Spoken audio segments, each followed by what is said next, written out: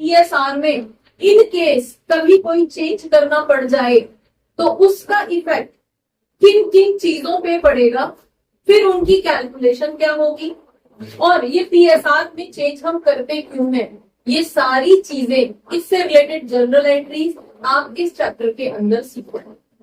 ठीक है, basic format आपने फर्स्ट सीखा था कि पीएसआर होता क्या है, कैसे कैलकुलेट होता है। देन उसके बाद में अगर इंटरेस्ट ऑन लोन है, इंटरेस्ट ऑन कैपिटल है, इंटरेस्ट ऑन ड्रॉइंग है, प्रॉफिट एंड लॉस है, पीसीए क्या होता है, कैसे बनता है, ये सारी चीजें मतलब बेसिक जो था वो फंडामेंटल्स के अंदर तुमने कर लिया। देन अब इस फंडामेंटल्स में अगर पीएसआर चेंज हो रहा है तो क्या क्या इफेक्ट कहाँ पे पड़ता है, ये आप इस चैप्टर के अंदर सीखोगे। ठीक है, गुडविल भी कैलकुलेट करना आप सेकंड चैप्टर में सीख चुके थे। तो अब अगर ये पीएसआर चेंज होगा तो उसका गुडविल की कैलकुलेशन पे क्या फर्क पड़ेगा, कैसे कैलकुलेट करेंगे, वो सब हम यहाँ पे सीखेंगे। क्लियर हो गया इस चैप्टर में हम क्या।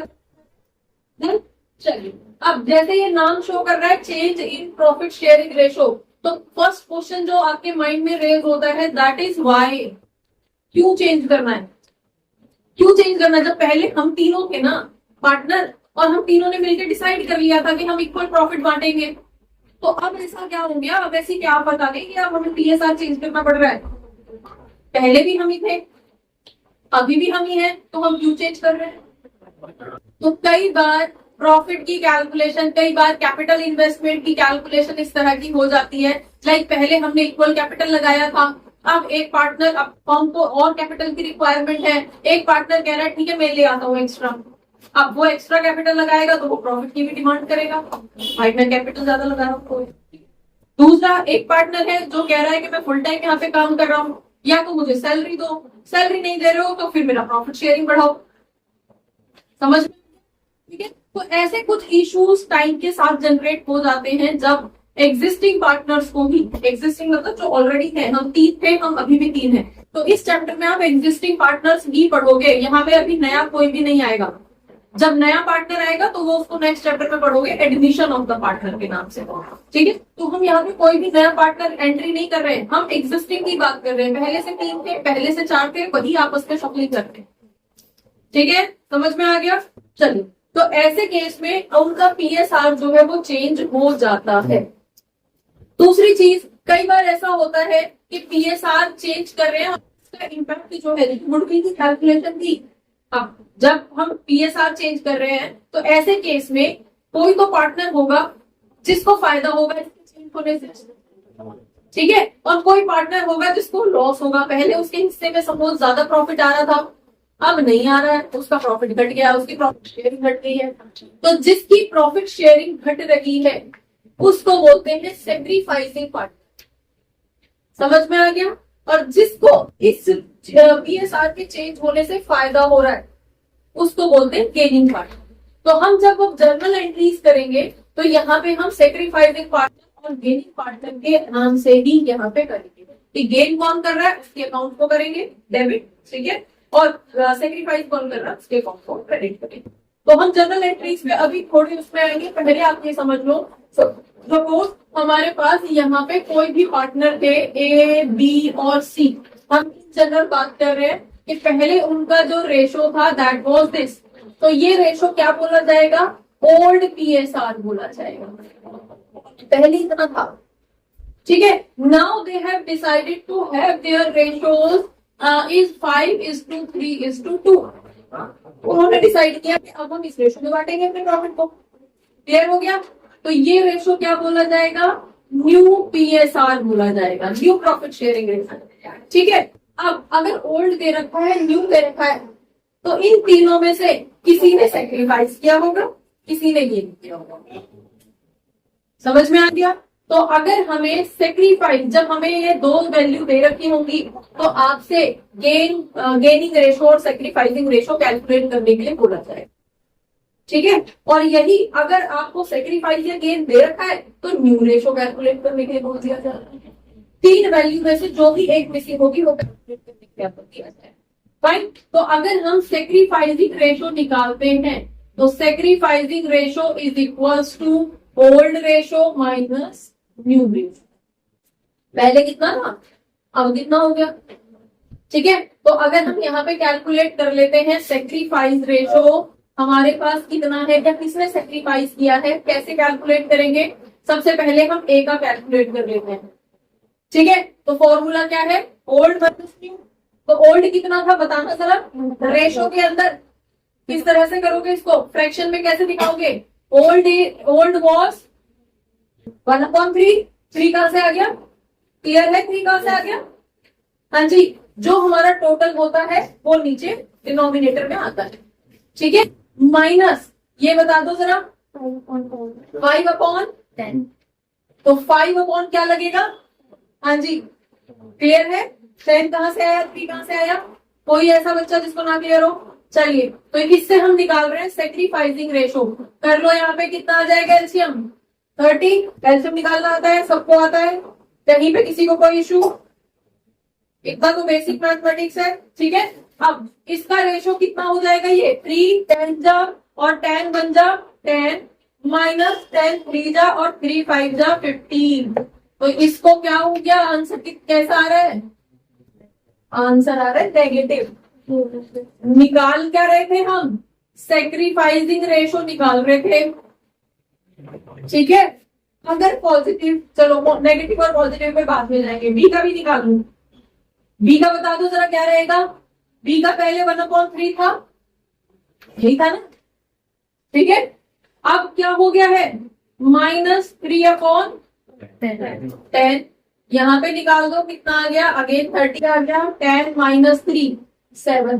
10 - 3 डायरेक्ट लिख दिया है, कोई इश्यू किसी को? डन। तो इसका वैल्यू क्या आ रही है? पॉजिटिव आ रही है। डन। नेक्स्ट सी का क्या है?